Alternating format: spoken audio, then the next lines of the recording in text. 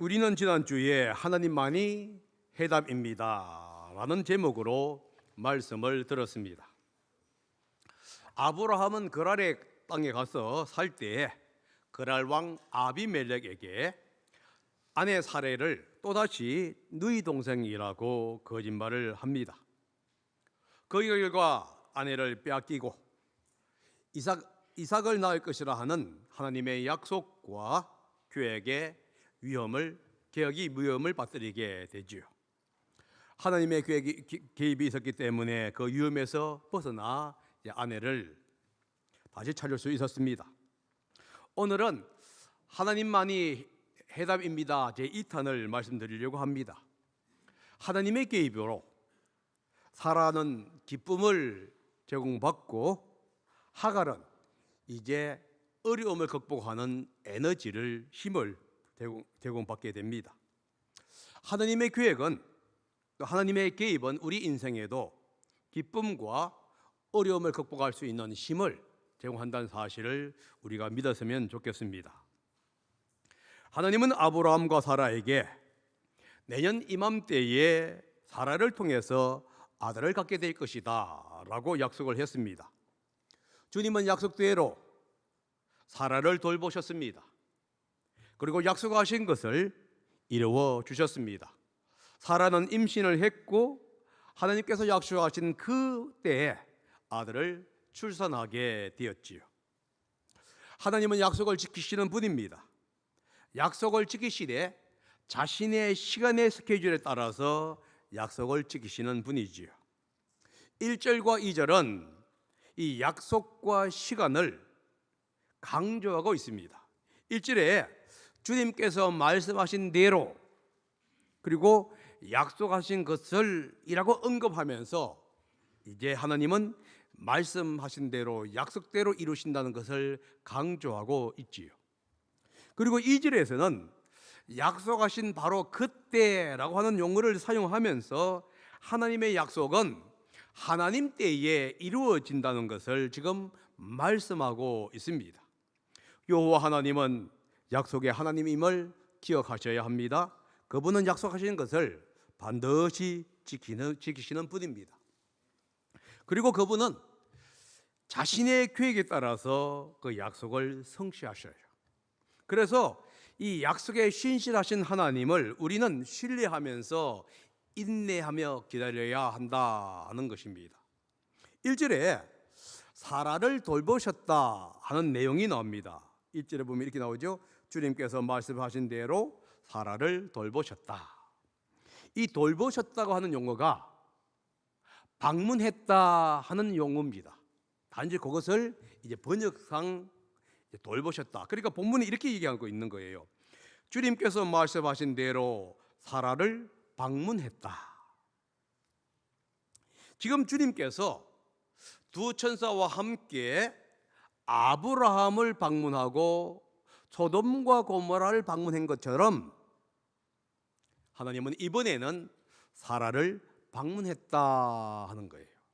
이 방문했다는 얘기가 뭐냐면은 개입을 했다 하는 의미입니다. 그러니까 사라의 삶, 사라의 인생에 하나님이 개입을 하신 거예요.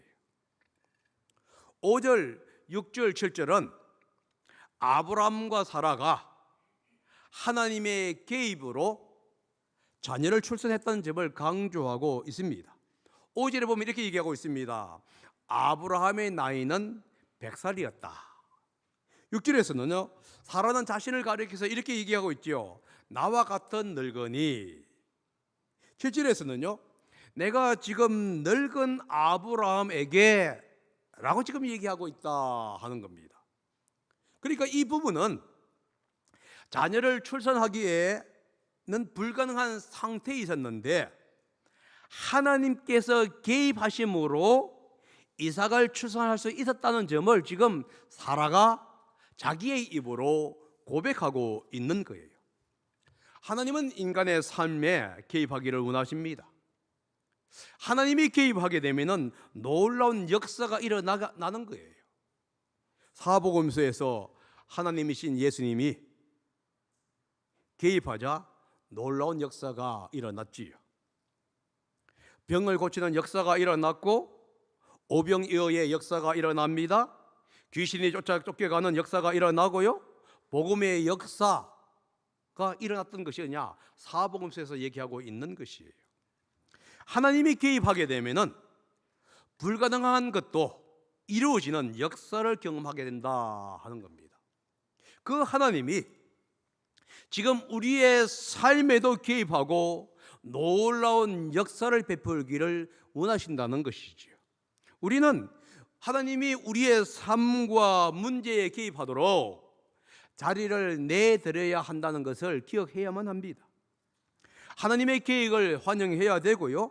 하나님, 나의 인생에 개입해 주십시오. 나의 삶에 개입해 주십시오. 나의 가정에 개입해 주십시오 하고 우리는 간절하게 간청을 해야만 한다는 거예요. 하나님이 우리의 인생, 우리의 가정, 우리의 교회, 우리의 사업터에 개입했을 때에 놀라운 역사가 일어나기 때문에 그렇습니다.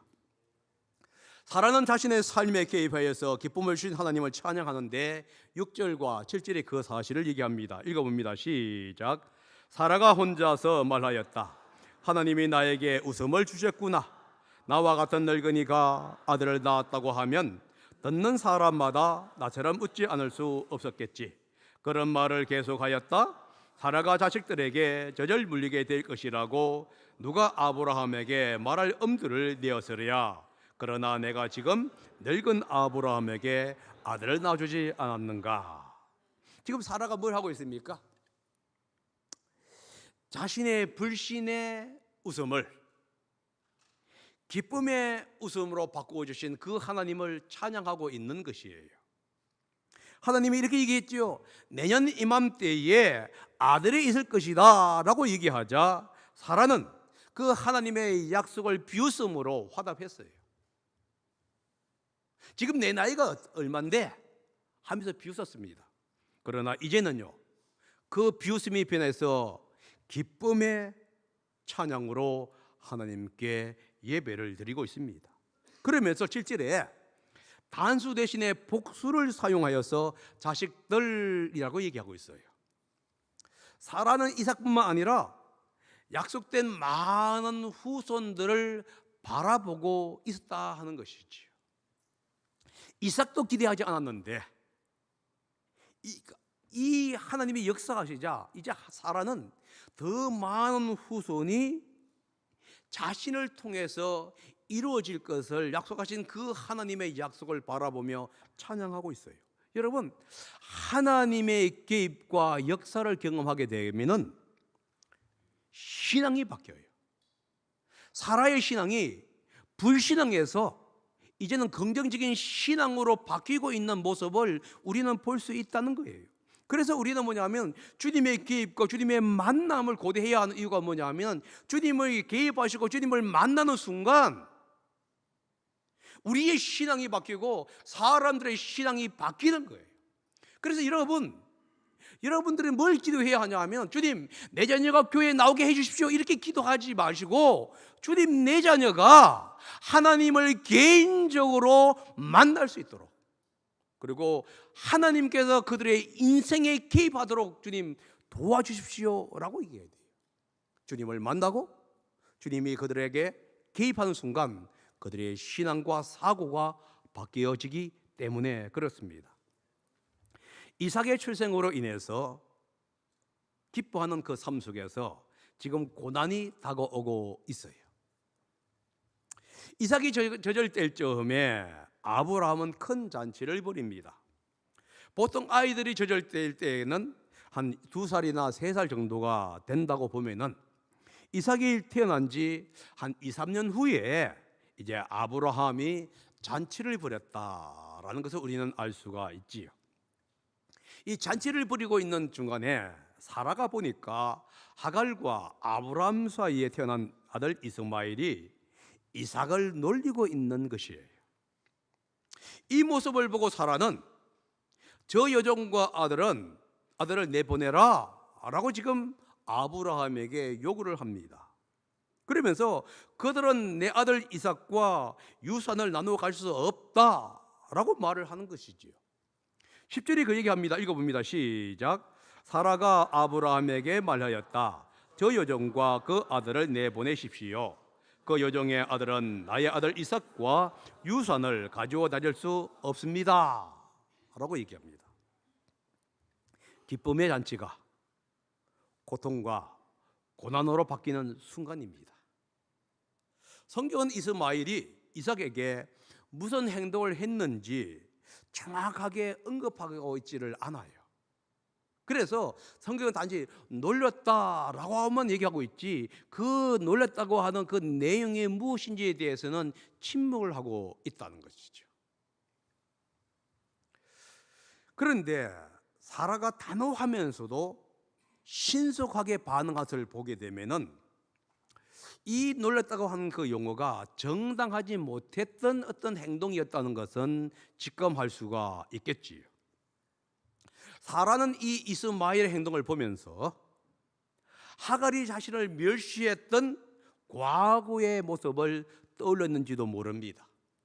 그러면서 하갈이 자신을 멸시했던 것처럼 이스마엘이 이삭을 멸시할 것이라고 하는 어떤 염려를 했을 수도 있다 하는 거죠. 또한 사라는 어떤 심리적인 위험을 지금 감지한 거예요. 여성으로서 느끼는 어떤 심리적인 것이 있습니다. 직감적으로 이스마엘이 장차 유산을 상속받을 이삭에게 위협이 된다고 하는 것을 직감적으로 느끼게 된 거예요. 하나님이 고통스러워하는 아브라함에게 사라의 말을 듣고 종과 그의 아들을 내보내라고 한 대목 속에서 이 사라의 심리적인 어떤 위협이 터무니없는 것은 아니었다는 것을 우리는 알 수가 있습니다. 신약에 와서 바울은 갈라디아서 4장 29절에서 그러나 그때에 육신을 따라 난 사람이, 다시 말해서 이스마엘이 이런 뜻입니다. 성령을 따라 난 사람 이삭을 박해한 것과 같이 지금도 믿지 않는 사람들이 믿는 사람을 박해합니다 라고 한 내용을 볼 때에 이 박해라든가 핍박이 혹시 있었지는 않았는가 우리는 한번 생각해 볼 수도 있다 하는 것이지. 이 상황은 분명 아브라함에게는 위기 상황이었어요. 비록 이삭이 자신의 자녀임, 약속의 자녀임에는 틀림이 없습니다. 그렇지만은 이스마엘도 자신의 자식이었다는 것이지요. 아버지로서 아브라함은 몹시 괴로워하고 있는 모습입니다. 이 위기 상황은 아브라함에게는 큰 문제로 다가옵니다. 그러나 하나님에게는 큰 문제가 되지 않는다는 것 여러분 기억하셔야 돼요. 12절 그 13절에 이렇게 얘기합니다. 한번 읽어봅니다. 시작. 하나님이 그에게 말씀하셨다. 그 아들과 그 어머니인 여종의 일로 너무 걱정하지 말아라. 이삭에게서 태어나는 사람이 네가 될 것이니 사라가 너에게 말한 대로 다 들어주어라. 그러나 여종에게서 난 아들도 너의 시니 이 아들은 그 아들대로 내가 한 민족을 이루게 하겠다. 지금 하나님이 뭐라고 하고 있냐면은 아브라함아 근심하지 말고 걱정하지 말어. 네가 아들을 보내면은 내가 걔를 보호하고 책임져 줄게. 이렇게 얘기하는 거예요. 하나님은 뭐라고 하냐면은 내가 책임져 줄 뿐만 아니라 이스마엘에게 큰 민족을 이루게 하겠다. 여러분, 인간의 눈에는 아무리 큰 문제라 할지라도 하나님이 개입하게 되면은 아무것도 아니라는 것을 여러분 기억하셔야 한다는 거예요. 아브라함은 순종함으로 내보내면 돼요. 나머지는 하나님께서 다 알아서 책임져 주겠다 이렇게 말씀하고 있는 것이에요. 여러분과 제가 자녀들을 위해서 모든 것을 해결해 주려고 하는 그것 여러분 조심하셔야 돼요.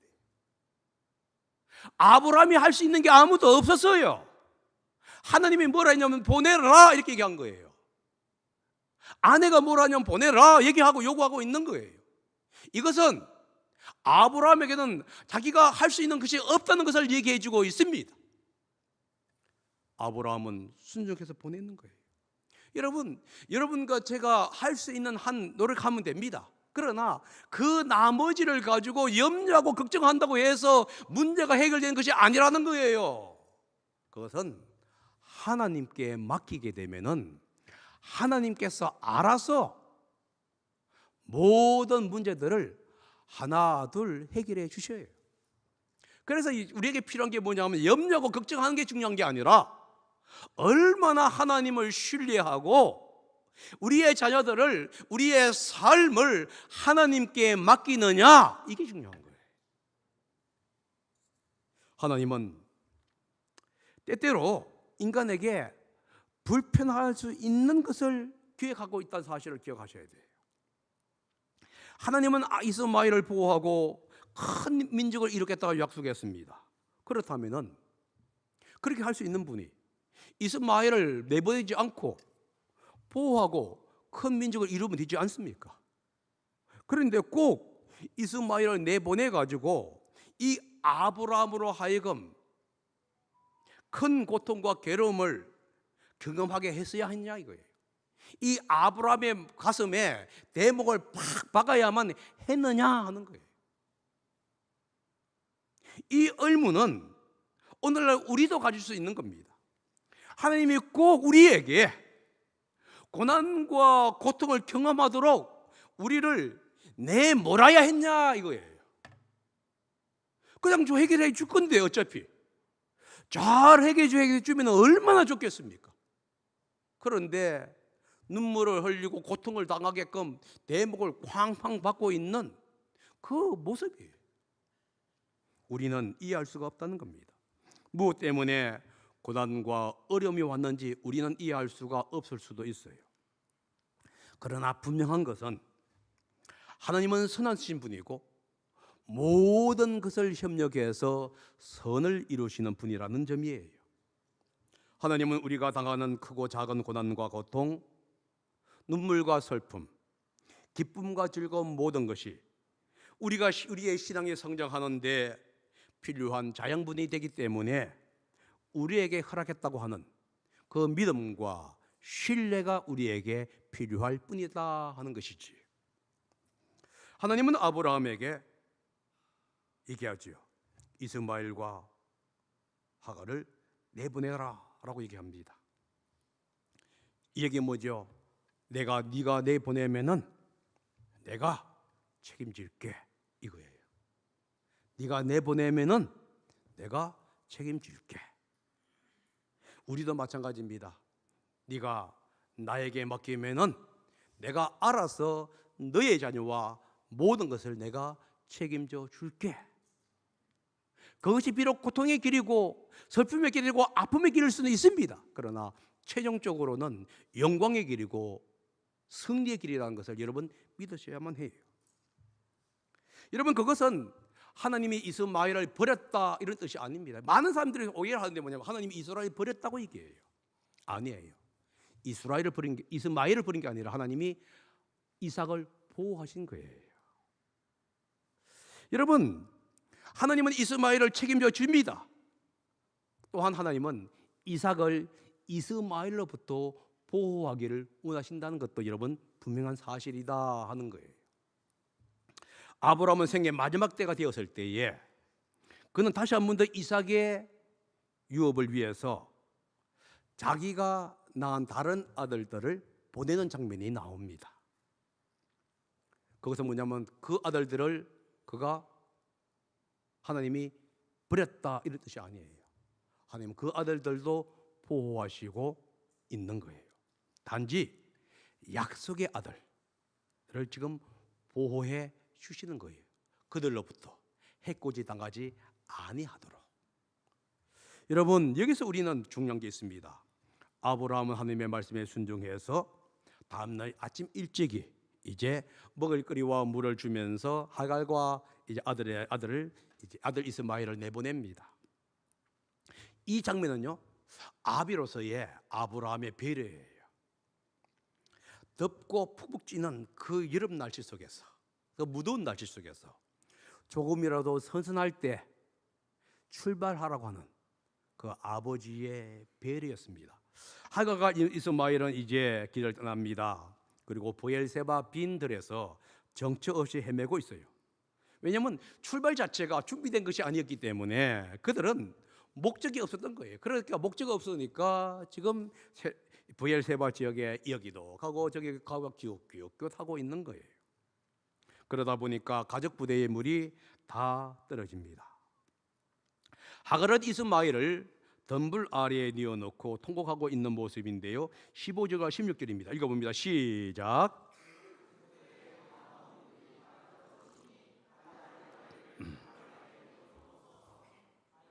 죽어가는 모고를 참아 볼 수가 없구나 하면서 화살 한 바탕 거리만큼 떨어져서 주저앉았다.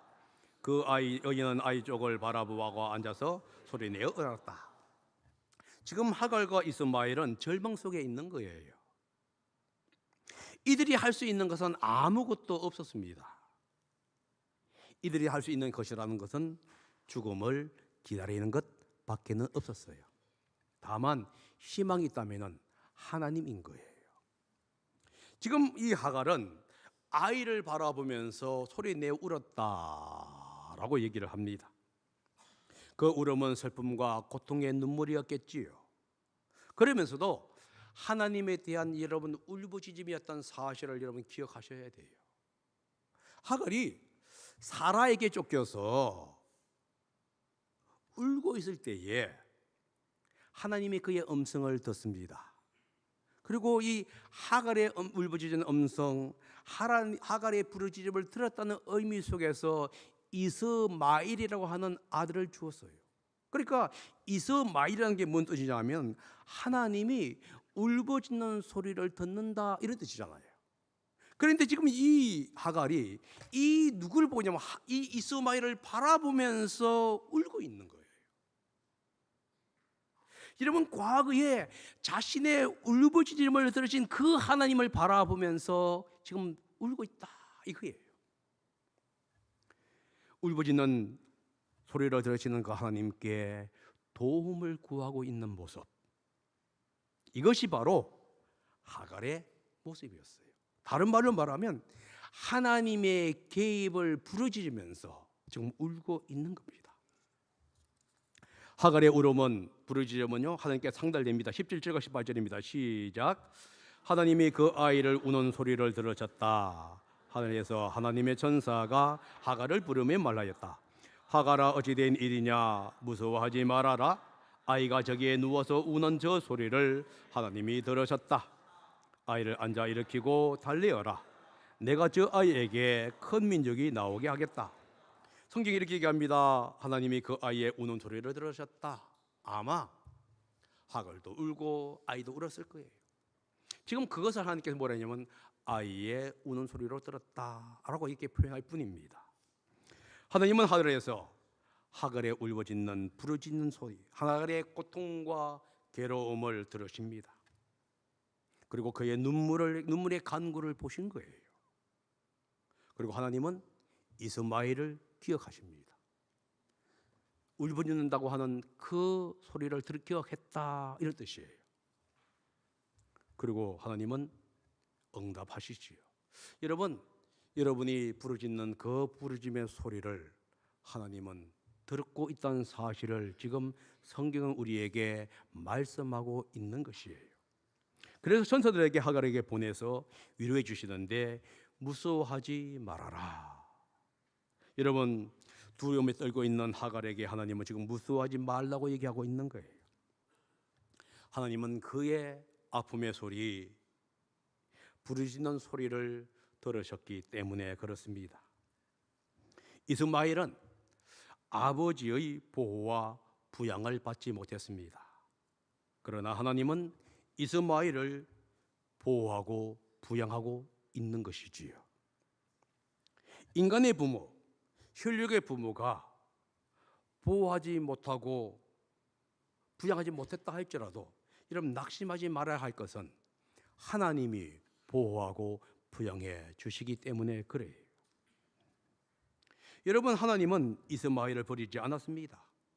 오히려 큰 민족을 이루어 주겠다고 약속하고 있습니다. 하나님은 세상에서 버려진 자, 학대당하는 자, 박해받는 자, 죽어가는 자, 남들이 말할 때에 아무런 도움이 되지 않는다고 하는 그 자들을 주님은 버리지 않는 분이다 라는 것을 지금 우리에게 얘기해 주고 있습니다. 하나님은 침묵하는 것처럼 보입니다. 그러나 그분은 결코 침묵하지 않으시고 듣고 있으며 일하고 있고 모든 상황을 통제하고 있는 것이지요. 그리고 필요할 때 그분은 직접적으로 혹은 까마귀를 통해서 도움을 주시는 분입니다. 하나님은 하갈의 고통을 돌보셨을 뿐만 아니라 하갈의 눈을 밝히시고 하갈을 하여금 샘을 발견하게 합니다. 그래서 하갈은 가죽 부대에 물을 담아서 이제 아이에게 줍니다. 이 말씀은요, 하나님이 이스마엘의 미래뿐만 아니라 현재 상황에서도 개입하고 있다는 것을 지금 얘기해 주고 있는 거예요. 여러분, 하나님은 미래만 우리를 지켜주시는 분은 아니에요. 미래에 우리를 지켜주실 뿐만 아니라 현재에 우리의 필요를 보호하시고 채워주시는 분이라는 것을 지금 우리에게 말씀해 주고 있습니다. 그러므로 우리는 절망 속에 있다 할지라도 낙심하지 말아야 합니다. 왜냐하면 주님은 우리가 필요에 따라서 까마귀를 통해서 그때그때마다 우리의 필요들을 제공해 주시기 때문에 그래요. 우물물은 하갈이 울부짖을 때도 거기에 있었습니다.